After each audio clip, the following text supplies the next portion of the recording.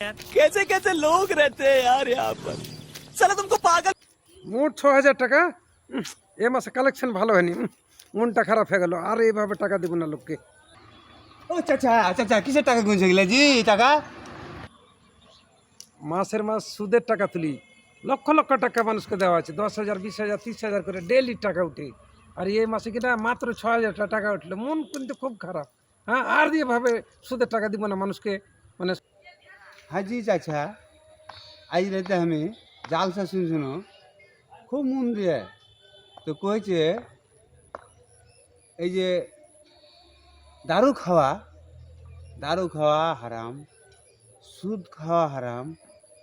তো সুদ খাওয়া দারু খাওয়া তো একই হারাম। তো যারা দারু খেয়েছে ওরা কিন্তু মুহি নামাজ পড়তে জানে, আর সুদ করে ফের নামাজ পড়তে কিনে দিয়েছে। যারা দারুখোর মদখোর, ওরা মুখ তো খুব গন্ধ করে, আর শরীর খালি টলমল টলমল করে। মসজিদে গেলে তো লোক ধরে ফেলবে, মারবে গুঁতা, বুঝলি।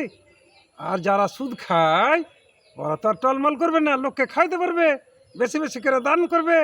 আমার তো সম্মানটা কমলায়, সুদ খাইলে কি হবে, তুই খালি বকলে কি হবে।